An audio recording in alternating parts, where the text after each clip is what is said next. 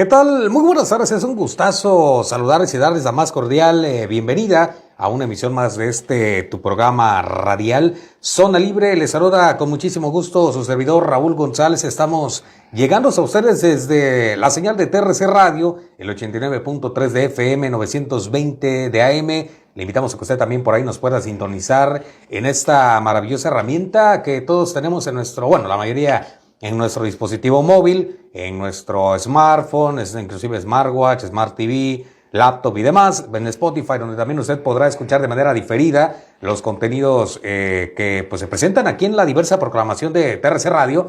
Ahí le invitamos a que usted nos busque en Spotify. Por parte de redes sociales, también usted puede seguirnos ahí en Coexpo Campeche y en Zona Libre Campeche, donde también podrá ver algunos contenidos de manera en vivo y algunos otros de manera diferida, como es el caso de esta emisión. Usted podrá visualizar posteriormente este programa y todo lo que por aquí estaremos charlando. Te recuerdo, el número en cabina es el 981-101-8626. Por ahí puedes también enviarnos tu mensaje, tu WhatsApp para cualquier comentario, sugerencia, duda, saludo, lo que gustes hacernos llegar, que con gusto estaremos por ahí tomando en cuenta. En algunas otras plataformas estamos en lo antes llamado Twitter, ahora conocido como X, como Zona Libre Campeche. Y en Instagram usted puede por ahí buscarnos como @Zona Libre-Cam. En cualquiera de estas plataformas, redes sociales, usted puede buscarnos y por supuesto compartir con nosotros alguna duda o cuestión. Y bueno, pues en la emisión de este jueves platicaremos un tema de los más preocupantes que día a día se vive en los entornos escolares y que es necesario conocer cómo enfrentarlo y qué estrategias se realizan para su prevención. Y bueno, pues hablamos del tema de la violencia escolar y la cultura de paz, que es la temática que estaremos abordando en esta tarde. Para platicar de este tema, agradezco que nos acompañe en este espacio y en esta cabina al doctor Luis Antonio Lara Pérez, coordinador para la protección del bienestar de niñas, niños y adolescentes y la promoción de la convivencia escolar. Muy buenas tardes y bienvenido, doctor. Muy buenas tardes, muy agradecido de que nos hayan invitado a este espacio. Y bueno, pues vamos a entrar en la temática, ¿no? Lo que nuestros amigos radioescuchas también vayan por ahí conociendo un poco más. Vamos a definir como primer punto qué es la violencia escolar. La violencia escolar es un fenómeno que está relacionado justamente con la agresión y es realizada dentro del contexto y el ámbito educativo. Justamente la violencia escolar se da entre pares, ¿no? Entre alumnos. Y esto es importante definirlo porque cuando no tenemos como la conceptualización correcta, podemos nombrar lo que es la violencia escolar de forma equivocada, ¿no? Entonces la violencia escolar justamente se da en el ámbito escolar, que es el centro donde se da, ¿no? Justo ahí. Correcto. ¿Qué formas puede adoptar esta violencia escolar?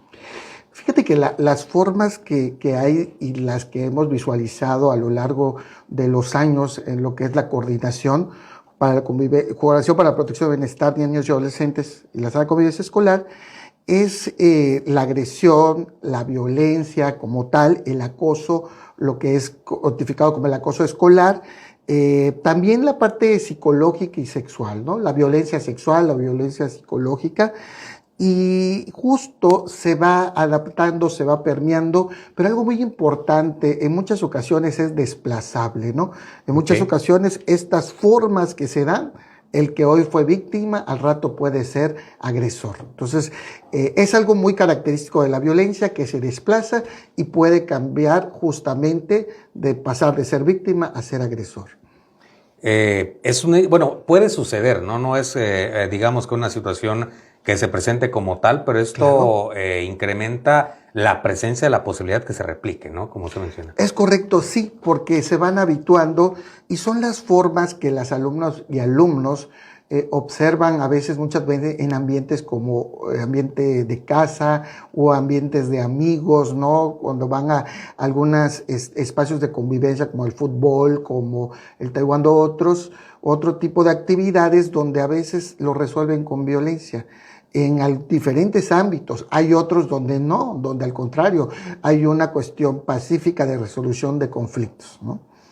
Correcto. De estas, ¿cuál sería a lo mejor de esas formas, de estas maneras que mencionábamos, se adopta la violencia escolar? ¿Cuál es la más común o las más comunes que se presentan en los centros educativos?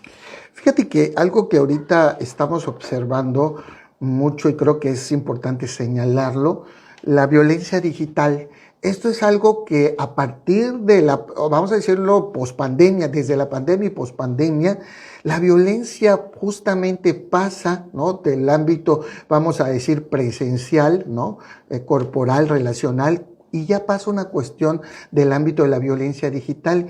Y la violencia digital, puedo decir que esta es una de las violencias que está permeando mucho y que es muy común y que es preocupante decir que es común, pero se está dando mucho porque la mayoría de los jóvenes ya tienen dispositivos, los propios niños, los papás se lo dan. Entonces la violencia yo creo que está migrando a esta parte de lo digital.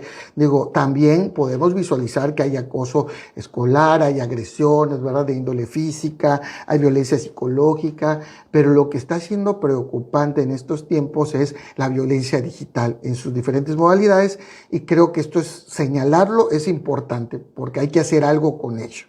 ¿Sí? En ese tema de la violencia digital, fíjese, me tocaba en alguna ocasión, en algún plantel educativo, escuchar cómo han cambiado, ¿no? Antaño a lo mejor se presentaba este tipo de violencia, como bien decía usted, de manera frente a frente, vamos a decirlo, ¿no? Y a veces el docente podía identificar inclusive dónde estaban algunas cuestiones, quién era a lo mejor la persona que aplicaba violencia a los compañeros. Ahora en el tema de lo digital, pues muy complicado, ¿no? Lo que ahora, bueno, usted, me imagino, amigo Radio Escucha, pues conoce como memes, burlas y demás, se torna algo ya más agresivo y detrás de perfiles, vamos a decir, anónimos y demás, pero que siguen incitando a comentarios, ¿no? Y cuestiones que muchas veces, pues evidentemente afectan a la persona que es la víctima, ¿no? Y fíjate que detrás del que está en la pantalla hay personas que están sufriendo y su sufrimiento lo manifiestan a veces de esa forma, con comentarios, con memes, ¿no? Pero tú no te das cuenta la repercusión que puede tener a la persona que está siendo víctima de ello. Y lo comento porque muchas cosas en las escuelas puedes ver un joven que es de éxito de 10, que es un joven que se relaciona y todo, pero en el ámbito digital, ¿sí? Muchas ocasiones hay comentarios que le hacen y que lo calla y que no lo dice a los papás, y que es silencioso hasta cierto punto porque lo que viene siendo la manifestación de la sintomatología viene a darse con crisis de ansiedad, inclusive ataques de pánico, y entonces esto es cuando ya empieza a subir el grado, vamos a decirlo así, de los indicadores, y que ya requiere un tipo de atención mayor, ¿no? Que ya sea atención psicológica, psicoterapia o algo, porque el joven ya pues llegó al límite, ¿no? Pero muchas veces muchos jóvenes, al no decirlo, optan por otras cosas, ¿no? Que pueden caer en drogas, en el alcoholismo, porque pues también está relacionado con estos otros factores de riesgo, ¿sí? Inclusive factores de riesgo relacionados con la conducta suicida, ¿no? Cuando llega a superar la capacidad de solución. Y esto, fíjate que en su personalidad afecta en lo que es su autoconcepto, la forma en que se percibe. Sobre todo que el joven, hablando de términos de los de secundario, quiero recalcar ahí que el joven está en esa búsqueda o en ese proceso de su identidad. Entonces, la forma en que se percibe va a tener que ver con las palabras que le digan, ¿no? De que si estás, por ejemplo, voy a utilizar palabras cuando dicen estás gordito, estás negrito, palabras que afectan y que en su autoconcepto o en su forma de percibir, y cuando hacen estos memes, eso afecta su autoconcepto, la forma en que se percibe, y a su vez va a afectar el autoestima, lógicamente, del adolescente o del niño, en este caso. Y si nos vamos, bueno, evidentemente en las redes pues sabemos la repercusión, bueno, la exposición que tiene, ¿no? Una imagen se puede replicar miles de veces, los comentarios y demás. Y sí, en esa ocasión me tocaba escuchar y era llamativo cómo pues es complejo a veces poderlo abordar porque pues estás un poquito limitado, ¿no? En el tema de los dispositivos móviles. Eso también viene a ser parte importante de papá, de mamá, de los límites. Los dispositivos tienen elementos y herramientas para poder limitar el acceso, para poder tener control, vigilancia de qué es lo que se publica, pero normalmente el dispositivo se entrega y haz con él lo que te plazca, que digo, así como es una herramienta muy favorable para el estudio, para obtener información, para tener acceso a Internet, también se puede convertir en algo negativo en ese sentido, ¿no? Claro, y acá es muy importante porque a veces los papás no tienen conocimiento de esta parte de la seguridad, ¿no? Digital, que muchos de los chicos, por ejemplo, cuando nos ha tocado de que invitan instituciones a dar pláticas relacionadas con este tema, ellos hasta te dan cátedra, ¿no? Te dicen prácticamente todo y la terminología que ellos van manejando, ¿no? En relación con la violencia digital es impresionante. Y a veces estos códigos o estas palabras que utilizan ellos, tenemos que actualizarnos porque ellos dicen, no, es que ya no se dice de esta manera, ahora es esto, y tú te quedas muchas ocasiones, aunque tú te consideres especialista, pero los jóvenes son más especialistas en la cuestión digital y mucho de la seguridad que tiene que ver con la seguridad digital, ¿no?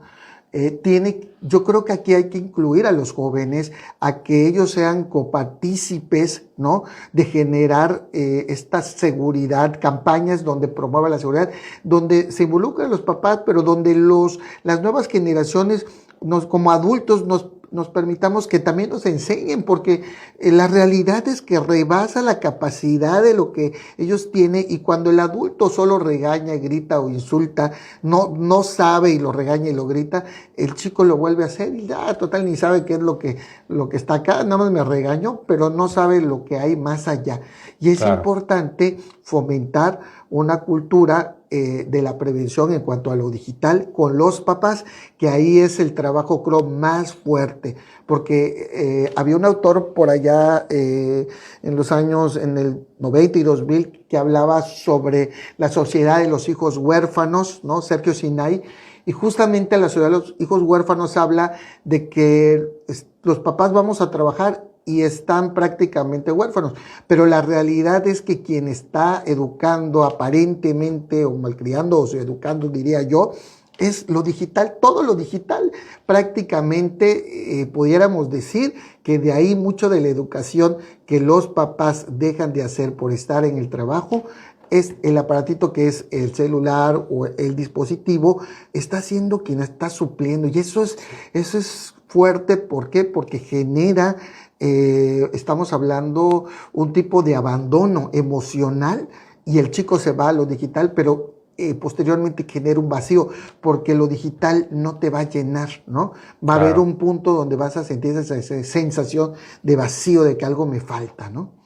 Totalmente de acuerdo, doctor. Vamos a hacer una breve pausa para regresar y seguir platicando de este tema. Te recordamos que estamos en vivo en la señal radial 89.3 de frecuencia modulada, 920 de AM, en el WhatsApp 981-101-8626. Nosotros no tardamos y regresamos.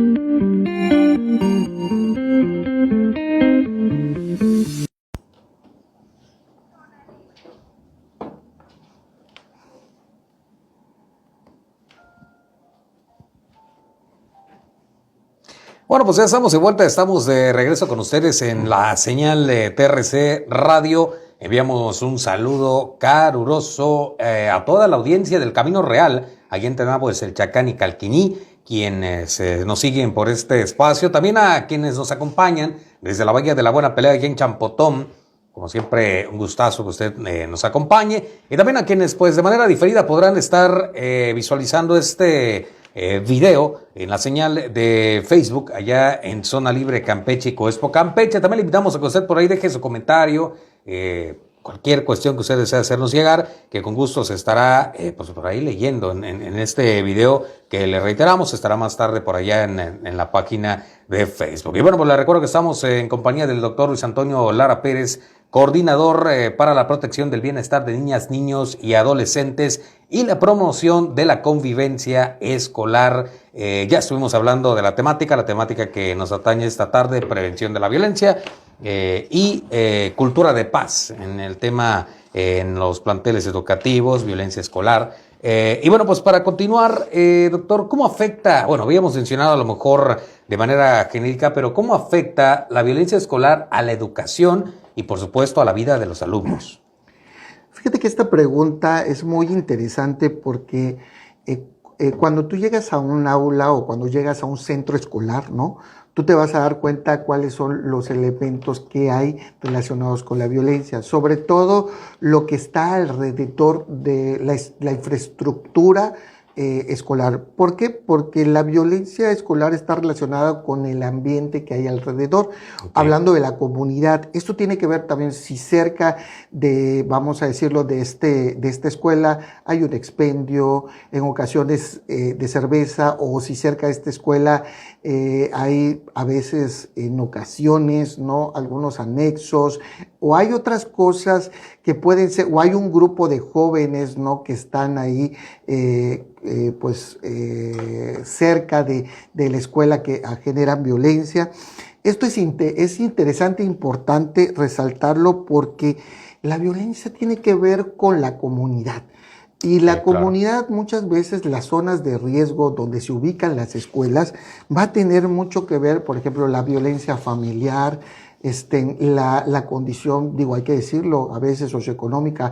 Hay familias que pues no tienen para sustentarse y por algún motivo pueden caer en la cuestión de la delincuencia, no porque quisieran, sino porque a veces pues no hay otra manera u otra forma. No lo estoy justificando, pero la realidad es que llegan a esos puntos a veces. Y justo tienen que llegar a eso. Entonces la violencia que viven los jóvenes y los niños dentro de casa, dentro de sus entornos cercanos, va a generar lógicamente que la parte educativa en el seno escolar, podemos darnos cuenta que van a haber chicos que van a lo mejor son con conductas desafiantes, jóvenes que en ocasiones no tienen para comer y en ocasiones se pelean con otro, le quitan su torta, su sándwich. Y fíjate que ahí muchas veces se habla de lo negativo, de lo que ocurre con la violencia escolar, pero poco se habla de lo positivo que hace un docente del aula o un directivo. En muchas ocasiones, a veces los docentes de su propio dinero le compran una torta, un sándwich, un refresco y están al pendiente porque ya detectaron, observaron justamente cómo la violencia está generando, y es porque simple y sencillamente lo básico, la necesidad básica que es comer, no la ha cubierto. Y el chico llega justamente con violencia, con esa conducta violenta, porque de entrada no hay nada para poder alimentar su cuerpo, ¿no? No tiene una fruta, no tiene nada, y llega lógicamente irritado, alterado. Esos son uno de los factores que puedo decirte, ¿no? Que cómo la violencia entre lo comunitario va afectando, pero también algo que he notado dentro de las escuelas es cómo justamente los chicos empiezan a seccionarse a través de ciertos grupos, ¿no?, con los que se identifican, y a veces esos propios grupos con los que se identifican empiezan a generar cierta violencia también. ¿Por qué? Porque si no tienen un buen sentido de ese grupo, un buen líder, un líder que vaya hacia lo positivo y con valores, lógicamente puede generar algún tipo de violencia. Entonces, la violencia escolar en el ámbito educativo tiene que ver mucho con factores que están relacionados con su entorno, ¿no? Hablando de la infraestructura, lo que hay alrededor, y las familias en sus senos familiares, ¿no?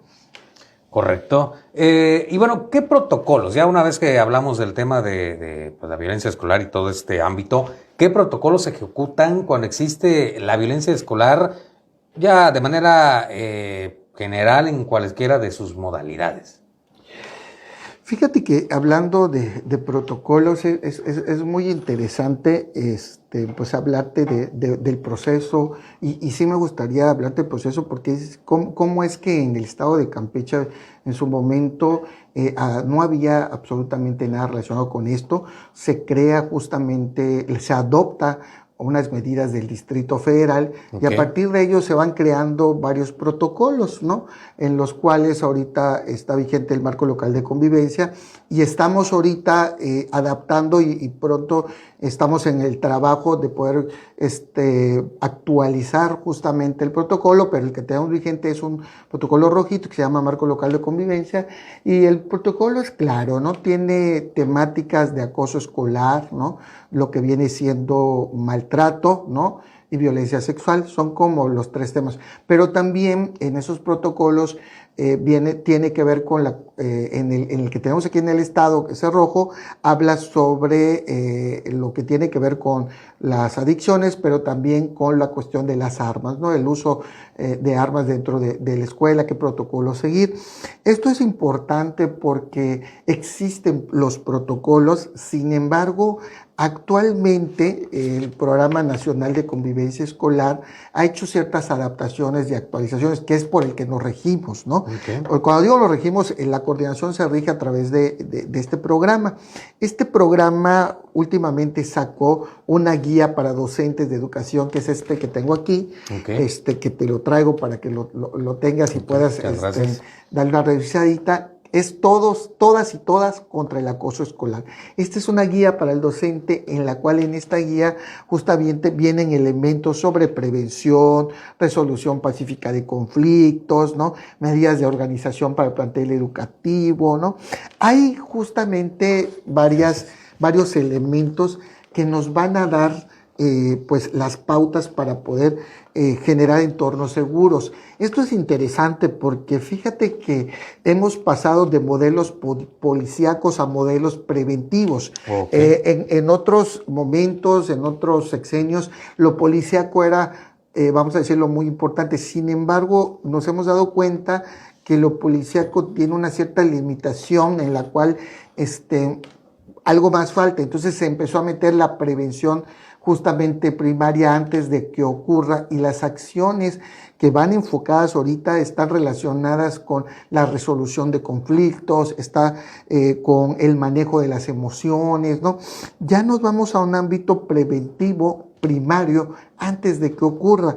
Y obviamente este modelo es preventivo y lo quiero resaltar porque en su momento es algo que en su momento la policía tenía lo que era el famoso mochila segura, ¿no? Okay, entonces, sí, claro. Primero tenía seguridad pública y después hacen una queja en la Comisión de Derechos Humanos a nivel nacional y obviamente pasa a la Secretaría de Educación Nacional, pero luego vuelven a por otra queja. Y esto es lo interesante porque lo de mochila segura vuelven a poner una queja y ponen ciertas restricciones que con un papá que no esté de acuerdo, obviamente pues no se puede hacer la mochila segura, ¿no? Porque pues hay violaciones a derechos y todo. Sin embargo, nosotros en el área y también del ámbito educativo aquí en el estado, ¿no? Hemos visto las formas como buscar estrategias. ¿Por qué? Porque si bien hay casos atípicos, ¿no? Atípicos a los protocolos, nos ha llevado justamente a construir estrategias como el hecho de que, bueno, ok, pero si al inicio del ciclo escolar todos los papás firman de que se va a realizar la operación mochila, pues ya está la firma, ya hay el compromiso, o en el caso ahorita ver estas formas las cuales pues se haga una estrategia donde no se vulnere el derecho del chico. Bueno, 3 chicos no quieren que sus papás se les revise la mochila, pero podemos seguir un protocolo donde pase, no se le revise la mochila, se cuida la identidad, no se va a decir que no se le revisó, pero el papá tiene que hacer el compromiso de revisarlo en casa. O sea, de alguna manera tenemos que buscar la seguridad, ¿no? No es que no se pueda, no, sí, hay como estas estrategias. Y entonces hacia ese punto estamos llegando porque muchos maestros tenían miedo, pues es que ya la nacional ya lo clausuró, y no, o sea, esto es interesante porque si bien somos cuidadosos y precavidos los directores y los supervisores, se pueden hacer estrategias que nos permitan generar seguridad de que no haya violaciones a derechos. Claro, digo, sí, me tocó en su momento escuchar y conocer de este punto de mochila segura, que bueno, se volvió un tema polémico, ¿no? Sí, Polémico por el hecho de que, bueno, había las dos vertientes, quienes, como bien dice usted, doctor, pues mencionaban era una violación a los derechos, quienes decían, no, pues es que de esta manera me aseguras no venga, pues, alguna cuestión no deseada dentro de las mochilas de los alumnos, y que digo, muchas veces, como bien decía, es reflejo de muchas cuestiones que se van desarrollando en su ambiente, y que evidentemente, pues ellos de alguna manera replican, pero bueno, ahora, cuando ya se da, pues bueno, el caso, ya hay un caso reportado, ¿qué estrategias ahora llevaría a cabo la Secretaría de Educación desde el Convive? Fíjate que esto es muy interesante y qué bueno que me haces esta pregunta, porque en la Secretaría de Educación, ¿sí? Ahora a cargo del maestro Víctor Sarmiento Maldonado, estamos haciendo una estrategia justo porque él trae un enfoque humanista. Y dentro del modelo que trabaja lo que viene siendo la coordinación para la protección y bienestar de niños y adolescentes la sana convivencia y la promoción de la sana convivencia escolar, tenemos algo interesante. Nosotros tenemos dos formas que pueda llegar, vamos a decir, una situación de violencia. Tenemos una línea telefónica, ¿verdad? Un 01800, el cual en esta línea telefónica el padre de familia puede comentar, hacer el reporte, ¿no? Ojo, nosotros manejamos reporte. Este reporte no es denuncia, no es queja, es reporte. Este reporte lo levantamos y puede ser hasta anónimo, y cuando nos los dan nosotros, el área pasa a un área que se llama primer contacto, donde está una psicóloga que ella es la que se encarga de revisar que la escuela nos dé justamente los elementos para poder proceder. ¿Cuáles son estos elementos, no? Uno de los elementos es el acta de hechos, ¿no? Donde relata lo que ocurrió. Nos dan también las incidencias conductuales del alumno, en este caso también el Cardex para ver las calificaciones, ¿no? Y toda la documentación apropiada. Una vez que esto se recibe, ya sea que sea llegue telefónica o ya sea que el supervisor o director lo lleve al área, nosotros le damos la atención, focalizamos obviamente el nivel de atención, si es un nivel medio, si es un nivel de urgencia, ¿no? O si es un nivel leve. Entonces lo vamos clasificando, y en la medida de que sí es algo urgente, inmediatamente activamos un protocolo de ir a la escuela. El grupo de psicólogos asiste a la escuela. Cuando es en municipios, también nos coordinamos con otras instituciones para acudir y dar la atención. Porque nosotros manejamos ahí justamente un modelo psicosocial. Este modelo es basado en el modelo ecológico para la atención de las violencias, donde en este modelo ecológico habla de lo particular a lo general. ¿Qué es lo particular? El interés superior de la niñez. Lo más importante y la acción primordial que nosotros tenemos que hacer como coordinación es hacer acciones para restaurar lo afectado, o sea, los derechos vulnerados del chico. Entonces, ¿qué implica ahí? Si necesita ir a atención psicológica, si el chico en ese momento necesita algún otro tipo de atención que sea urgente, de contención. Entonces, nosotros hacemos todo ese proceso y hacemos un plan de restitución de derechos en el cual observamos, lógicamente, cuáles son las necesidades y emitimos recomendaciones al área educativa y hacemos una vinculación con lo que son las instituciones del Estado para poder coadyuvar y poder trabajar justamente en acciones para la protección. Una vez que hacemos el análisis, que detectamos que efectivamente hubo cierta violencia, vemos qué fue lo que afectó, ¿no? En este caso, en el modelo ecológico habla de lo particular, todo lo que tenga que ver con lo psicológico, que no quiere ir a la escuela, que a lo mejor tiene situaciones de control de esfínteres y todo, y entonces de ahí nos vamos al seno familiar, de ahí nos vamos al seno comunitario, ¿no? En general, y esto va siendo de manera particular, pero muchas veces se hacen acciones y lo que habíamos notado en su momento y que algo que hemos ido afinando es de que hacían las acciones, pero se olvidaban de lo más importante, que el chico no estaba, tiene 2 meses que no va a la escuela y empiezan todos a hacer acciones.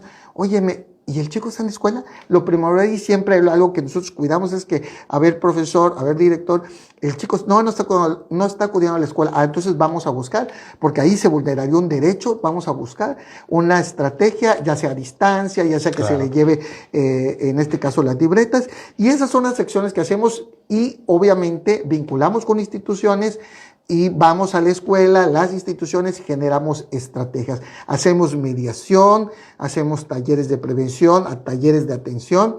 Y otra cosa que nosotros damos también, y algo muy importante, la capacitación justamente a los docentes, porque en este caso, en materia de los protocolos, porque si el docente no tiene esta capacitación, pues lógicamente ahí no podemos atender. Y el área también da esta capacitación.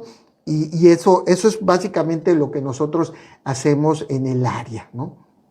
Correcto, digo, evidentemente ahorita hablamos del protocolo y de lo que se hace porque cada cuestión pues evidentemente lleva un trato especial y dependiendo a todas las condiciones, pero siempre con intervención de profesionales para siempre llevar a buen término, ¿no? Pues la atención del caso. Vamos a hacer una pausa más, doctor, para regresar y seguir platicando del tema de esta tarde. Te recuerdo que estamos en vivo con ustedes en la señal del 89.3 de FM, 920 de AM. Nosotros no tardamos y regresamos.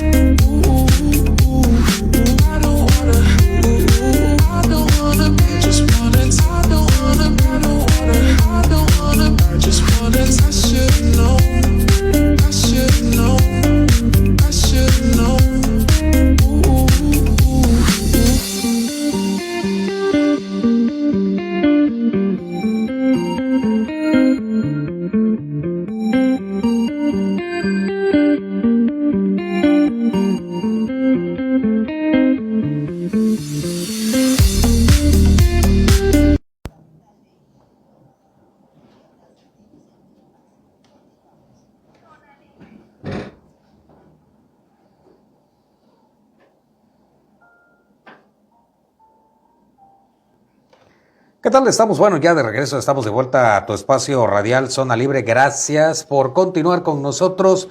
Te recuerdo, pues estamos en vivo desde la señal de radio, TRC Radio.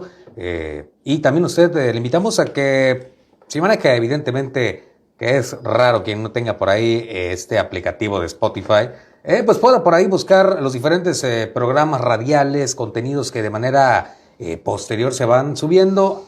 Hay diversidad, hay de toda la barra de programación que usted puede encontrar en este aplicativo. Así que le invitamos que usted también por ahí nos busque como TRC Radio y verá los diferentes títulos, le repito, temáticas y demás.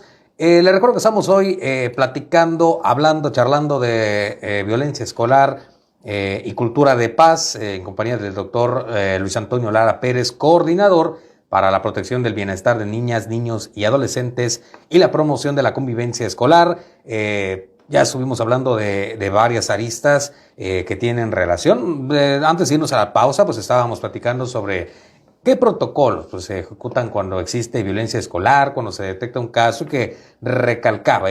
Aquí hicimos una explicación resumida. Bueno, el doctor hizo una explicación resumida porque cada caso es una cuestión diferente y la intervención también se aplica desde lo que requiere el caso. Entonces, pues invitar para que usted por ahí pues tengan conocimiento de este tema. Ya por acá también nos hacía obsequio de este libro que lleva por nombre, me decía. Todas y todos contra el acoso escolar. Que es esta guía para docentes de educación básica, que de hecho en la pausa pues ahí estábamos ojeando, muy completo, y que sin duda esperemos por ahí los docentes pues puedan tener a bien el uso de ese cuadernillo. Y bueno, ahora la parte, ¿cómo fomentar entornos de aprendizaje más seguros en la escuela o desde casa? Justo los elementos importantes que pueden articular para ambientes seguros en casa y la escuela tienen que ver con herramientas como la mediación, la justicia restaurativa, ¿no? Pláticas, talleres para la concientización. Pero voy a iniciar con lo que es la mediación, ¿no? Okay. Justamente cuando empezamos a practicar estas estrategias de la mediación con alumnas y alumnos, en lo particular en la coordinación nos dimos cuenta que en la medida que aplicábamos esta metodología, ¿no? Nos íbamos dando cuenta de que los alumnos empezaban a tener formas para solucionarlo, ¿no? Y sobre todo que hay ocasiones, hay valores, hay líderes que están dentro de la misma institución de los jóvenes o de los niños que pueden generar esta mediación. El adulto también puede ser partícipe de esta mediación. Puedo contar alguna anécdota muy breve de en donde un niño, pues, por otro chico que le comenta, le tira una piedra y le afecta, ¿no? Pues obviamente su visión a un chico, a un niño, y al afectarle la visión, la mamá estaba muy molesta del chico y decía a la mamá, yo lo único que quiero es una disculpa. Y entonces, si no sabemos escuchar, ¿sí? Si no tenemos esa escucha activa, no lo vamos a identificar la necesidad para poder mediar. Entonces, todos estaban girando alrededor de que vaya al médico, que llevarle un médico al niño, todo, ¿no?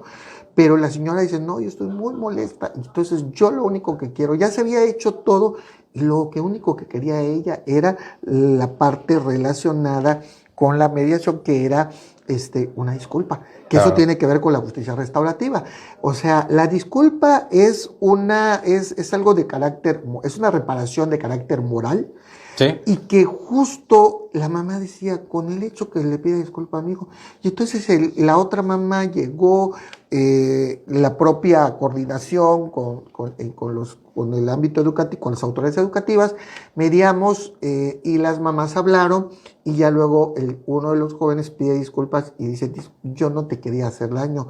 Yo lo que quise era como un juego y disculpa si te lastimé, y ahí pues obviamente pues se abrazaron, lloraron, le dio la mano, y la señora empezó a decir, no, pues yo realmente a su familia le decía a la señora, yo la aprecio, a su hijo, con su hija le tengo aprecio porque yo le di clase por esto, y empezó a decir, no, también, y todo se solucionó justamente con una disculpa. Y entonces decíamos, tan sencillo que es pedir una disculpa, pero tan difícil que es darla, claro. ¿No? Y la justicia restaurativa tiene que ver con la reparación del daño, ¿no?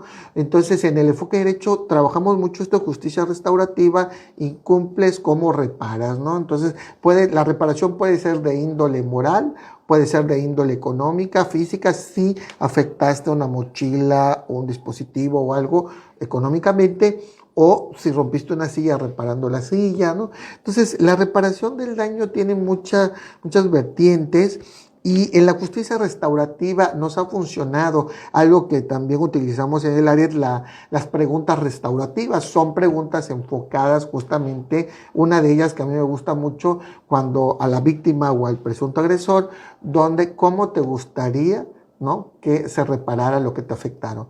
No, pues que me pidan una disculpa, no, pues que me pague lo que me afectó, no, pues tal cosa. Y entonces ahí, por ejemplo, a la víctima, ¿cómo te gustaría que repararan la afectación de tal? Y al presunto agresor, ¿cómo podrías tú o cómo crees tú que puedes reparar eso que afectas? No, pues pidiendo una disculpa. Y ahí, cuando haces estas preguntas restaurativas, restauras en ambas partes, tanto como en la víctima como el presunto agresor o el agresor, ¿no? Entonces eso es importante señalarlo, porque la forma o la estrategia que utilizamos nosotros va a tener mucho que ver. Algo que también puede funcionar y ya que tiene que ver justamente con lo digital, es algo que en su momento en el área, ¿no?, la licenciada Milagros, que es la de vinculación, nos ha recalcado mucho y ella tiene mucha experiencia en eso, nos ha hablado siempre y nos ha dicho sobre el civismo digital, ¿no? Que el civismo digital justamente que es el conjunto de valores que promueve obviamente el correcto uso, ¿no?, de la tecnología. Claro. Y creo que eso que en su momento en la propia coordinación hemos visualizado y que ella desde el área de vinculación nos los menciona, ha sido también algo importante, porque este civismo digital se requiere en estos tiempos para poder generar entornos de aprendizaje seguros, porque hay que acordarnos que los entornos de aprendizaje se empezaron a dar luego en lo digital a partir de la pandemia. Entonces, esto del civismo digital entró en boga y entró de ya, porque ya muchas, hay modalidades donde hay híbridas, donde hay alumnos que van algunos días presencial y otros días siguen en línea. Entonces, esto también nos sirve, ¿no? Y obviamente en la casa sí es importante que practiquen el uso de los valores. El uso de los valores nunca va a pasar de moda. Y también las prácticas como el buenos días, buenas tardes, o sea, eso no te va a quitar nada y se te va a ayudar mucho. Si los papás promueven ese tipo de trato, de conducta, de respeto hacia las personas y el niño lo continúa, eso va a ayudar, ¿no?, de alguna manera al respeto a los mayores. Entonces yo creo que en la medida que los papás entiendan que los valores no pasan de moda y que siguen siendo vigentes y que los tenemos que aplicar y ahora manejar lo que manejamos ahora como medida disciplinaria y ya no castigo, ¿no?, buscar estrategias de medida disciplinaria y no de castigo, ¿no? Entonces, también a veces cuando les alzamos el tono de voz al hijo o a la hija, al rato nos va a alzar el tono de voz. Entonces, óyeme, no me grites, pero mamá, tú me gritas. Pero si tú me estás gritando, entonces va a llegar un punto donde nos va a faltar el respeto. Y lo mismo pasa en el ámbito educativo, cuando un docente sube su tono de voz y lo alza, el chico también lo va a alzar. Entonces, tenemos que cuidar esa parte y creo que ahí viene siendo como estas estrategias para fomentar entornos de aprendizaje más seguros en casa y en la escuela. Correcto. Ahora también otra parte que es importante abordar, el género en la temática de la violencia escolar, porque es importante conocer también el género cuando se hace este análisis de esta temática, de este punto que tocábamos de la violencia escolar. Pues justamente que lo relacionado con el género, los diferentes géneros, subgéneros, de alguna manera pueden ser víctimas de violencia. O sea, cualquier género puede ser víctima de violencia. Y aquí es muy importante porque algunos géneros van a ser más vulnerables a lo mejor que otros, ¿no? Podemos decirlo así. Ante algunos tipos de violencia, porque hay ciertas violencias a las cuales en el caso de las mujeres son más víctimas, ¿no?, que los hombres, y esto es importante recalcarlo porque algo que se da mucho entre mujeres es la violencia psicológica, ¿no? Es algo que es muy común, sobre todo cuando hay rumores, cuando hay el usual chisme que le llamamos, ¿no? Cuando hay el chisme, cómo le puede repercutir, ¿no? Y entonces también en el caso de los varones se ejercen mucho, hablando de género, la fuerza, ¿no? Es más como que la fuerza, los golpes, lo solucionan con golpes, con empujones, pero ahora ya vemos que ya se está revirtiendo, porque ya lo que era la agresión o la violencia física, también las mujeres ya le están replicando, y ya hay mujeres que al tú por tú se ponen con un hombre, o hay hombres que se ponen al tú por tú con una mujer, y entre pares también, ¿no? Pues también en la cuestión de los subgéneros, pues también se da. Esto es interesante porque para analizar el contexto de la violencia tendremos que empezar a llevar al respeto, ¿no? Al respeto, y para poder generar entornos de igualdad tenemos que hablar de respeto y obviamente entre todos respetarnos, ¿no? Aunque en muchas ocasiones, y no hablar eso del sexo débil, eso no. O sea, como el sexo débil, no hay sexo débil, ¿no? Entonces, a veces la terminología o estas conductas machistas que a veces se tienen, ¿no? Hombres o mujeres las replican y generan más violencia, ¿no? Y eso es lo que no queremos, y es importante el respeto entre los géneros. Totalmente de acuerdo, doctor. Vamos a dejar ahorita nada más pendiente para regresando de la pausa la siguiente pregunta. Vamos a hacer un pequeño corte, te invitamos a que te quedes con nosotros, ya regresamos con el último bloque de la entrevista de esta tarde, de la charla de esta tarde. Te recuerdo que estamos en Facebook, Zona Libre Campeche, en X como Zona Libre_Cam. Nosotros no tardamos y regresamos.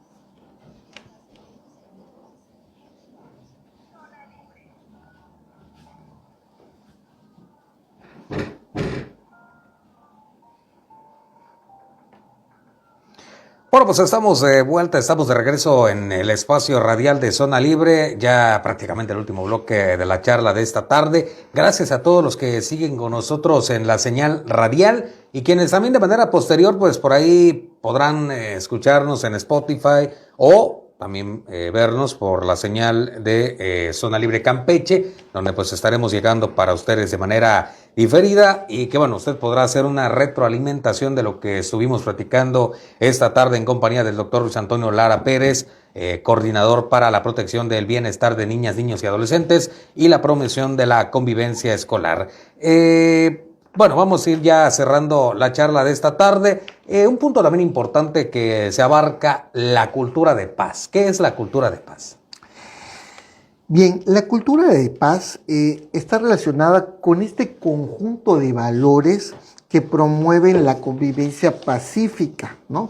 Esto es interesante porque va a ser todos aquellos valores, lo que mencionaba hace un momento, que van a terminar en una relación pacífica de convivencia. Eso justamente es. Y ahora, ¿qué temas son prioritarios trabajar en esta cultura de paz? Fíjate que los temas prioritarios tienen que ver con los valores, justo con la libertad, ¿no? La justicia, la tolerancia, la equidad, la democracia, el respeto, pero el respeto sobre todo a los derechos humanos, ¿no? Creo yo que eso es muy importante porque los jóvenes en la convivencia no tienen como a veces este respeto y sobre todo que para poder ejercer un derecho, ¿no? Justamente tienes que cumplir con tus obligaciones. A veces los jóvenes exigen derechos, pero no se dan cuenta o no reflexionan sobre sus deberes o obligaciones. Y ahí es donde viene esta parte de que no se da como tal, ¿no? Vamos a decir, una convivencia pacífica. Entonces, esos son los temas prioritarios sobre la cultura de paz. Para promoverla, pues bueno, imaginamos podremos sonar a lo mejor algo repetitivos, pero abarca yo creo que lo que hemos ido charlando a lo largo de toda esta tarde, ¿no? Fíjate que educar para la paz se dice bonito, pero qué tan difícil es, ¿no? Educar para la paz incluye muchas cosas. Hay un libro de un psicólogo uruguayo que a mí me gusta mucho, que se llama Educar sin culpa, que se llama Alejandro de Barbieri. Alejandro de Barbieri habla sobre este educar sin culpa y menciona justamente que para educar para la paz, ¿no? Para educar para todos estos entornos seguros, tiene que ver con muchos elementos, sobre todo en el ámbito de lo familiar. Educar sin culpa tiene que ver con todo aquello que como adulto, ¿no? Yo tengo que reflexionar para no ser un adulto frágil y justamente no replicar estas violencias a mi hijo, a mis sobrinos, a mis familiares. Y sobre todo que el promover esta cultura de paz tiene que ver en el ser consciente de cómo me estoy relacionando, desde dónde me estoy relacionando, desde el enojo, desde la ira. También hay algo importante porque ahorita cuando se está educando, se cree que educar el niño no se debe frustrar. ¿Cómo que no? De hecho, Fernando Sabater menciona que educar es en cierta medida frustrar. Cuando al niño tú le pones un límite y le dices no, es no, y hace berrinche y grita y eres firme con tu no, justamente eso va a entender de que no es no. Pero cuando los papás ya pues le doy el teléfono, doy tal cosa para que ya se calle, ya no haga el berrinche, generamos que no se frustre y al no frustrarse vamos a generar un adulto frágil y lógicamente un adulto que no va a saber solucionar situaciones. La cultura de paz, ¿no? Tiene que ver justamente con desde entrada estar bien yo. Y algo que quiero resaltar, que en la Secretaría de Educación desde el área estamos ahorita promoviendo lo que viene siendo la promoción de lo que es el bienestar socioemocional docente. Si queremos que haya cultura de paz, también el docente tiene que estar bien. Si el docente está bien, el alumno va a estar bien. Claro. Entonces ahorita estamos promoviendo, se hizo se aplicó un instrumento relacionado con que tiene que ver con las habilidades socioemocionales del docente para evaluar cómo está el docente. Es algo que nos piden mucho. Y entonces, para poder hablar de cultura de paz, tenemos que tener a nuestros docentes bien. Y muchos de ellos dicen siempre, estamos preocupados por los niños, pero ¿quién nos atiende a nosotros? Y ahorita justamente ya estamos haciendo estas estrategias desde la coordinación para generar espacios de reflexión, espacios para que puedan ellos expresarse y poder apoyarlos en la parte socioemocional. Y creo que ese es un tema que le debemos a nuestros maestros, ¿no? Porque sí tenemos que procurar, y el área está también dando un giro de que si los docentes están bien, los niños van a estar bien y va a haber una cultura de paz y de respeto. Y desde ahí tenemos que iniciar. ¿sí? Totalmente, digo, esta parte, bueno, es en la enseñanza, el docente también tiene cuestiones por ahí que va afrontando a lo largo Claro. del curso escolar, cuestiones personales, cuestiones en el plantel y demás. Entonces, si, como bien dice usted, doctor, el docente se encuentra bien, pues bueno, esto es un círculo favorable, ¿no? De esta manera también tendrá bien trabajar con sus alumnos, ¿no? Y aplaudo que esto se haga, como bien dice usted, creo que es algo que se le debía, ¿no? A los docentes. Sí. Y es algo que nuestro secretario de Educación, el profesor Víctor, está muy consciente de ello y nos ha pedido justamente que le demos prioridad a esa parte, ¿no? Del docente para que podamos tener ambientes seguros, porque nuestro secretario de Educación es un secretario que ha sido subdirector de una escuela y que conoce y sabe cuando llega un punto donde estás embrunado, hay un cansancio, y entonces es algo que le debemos y es algo que él está preocupado y que ya estamos promoviendo desde el área y con otras áreas, ¿no? Toda la Secretaría de Educación haciendo estas acciones para que nuestros docentes de todo el estado estén bien. Y esto es algo histórico porque a nivel nacional no hay como un instrumento como tal que mida esto. Nosotros ya lo tenemos, ya lo medimos y ya estamos encaminando para hacer acciones. Y esto es un logro significativo y que lo resaltamos porque se lo debemos a los docentes y el secretario lo tiene consciente y es algo con lo que ya se está trabajando. Y esto va a generar también de que los docentes puedan tener espacios seguros para poder hacer lo que es la contención y sacar muchas cosas que traen, que Totalmente. son importantes. Pues doctor, comentarios finales, algo que quiera agregar para ir cerrando la charla de esta tarde. Hay una frase que me gusta mucho: educar puede llegar a ser terapéutico si se dispone de un espíritu creativo. En la medida que nosotros, hablando de la educación para la paz, que con eso quiero cerrar, educar para la paz es justamente eso, ser un espíritu creativo. Yo sé que muchas veces el docente está cansado, el propio papá está cansado, pero tenemos que sacar fuerza. Y Alejandro Barbieri dice, el docente tiene que llegar duchado, motivado, el papá también. El docente tiene que llegar duchado, motivado al aula. Un docente desmotivado es un docente que desmotiva a un alumno. Un papá desmotivado, lo mismo. Entonces, para promover una cultura de paz, tenemos que iniciar con el autocuidado, que nosotros los adultos estemos bien. Si los adultos no estamos bien, no vamos a poder generar entornos seguros para las niñas, niños y adolescentes y las juventudes. Creo que eso es el punto de partida y en esa medida que tengamos esa conciencia, estoy seguro y lo aseguro así, porque lo que yo no haga por la educación, desde donde yo estoy, no lo hago para con mis hijos. ¿Por qué? Porque entonces cuando uno de mis hijos esté viviendo una situación relacionada con este tema, yo no puedo decir, oye, ¿pero qué hizo tu papá? Entonces, es una deuda que no, en lo personal yo no quiero tener y es algo que sí hago y es el compromiso para todos, porque lo que no dejemos de hacer va a repercutir para nuestros hijos, nuestros nietos y esto va permeando. Entonces hay que ir cortando con esto, pero con la acción, hacer, ¿sí? Y promover espacios desde la garantía de los adultos que le vamos a dar de ser factores de protección y no de riesgo.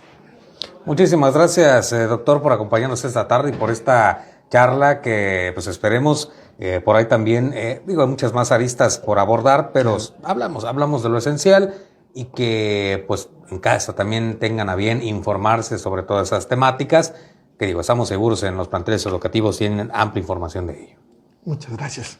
Y bueno, de esta manera nosotros llegamos al final de esta emisión en la señal del 89.3 de FM 920 de AM, TRC Radio, con cobertura en el Camino Real y hasta Champotón, la Bahía de la Buena Pelea, también en redes sociales, en Facebook, X e Instagram. Agradecemos a nuestro equipo de producción, allá en los controles de cabina, a nuestra casa TRC Radio por darnos el espacio de ondas sonoras para llegar hasta ustedes con información de interés y oportuna. No olviden sintonizarnos el próximo jueves 5 de la tarde. Saludos a Zona Libre Querétaro. Nos vemos en nuestra próxima emisión. Mi nombre es Raúl González y esto es Zona Libre, un espacio de expresión para ti. Nosotros nos vamos, pero nos vemos el próximo jueves.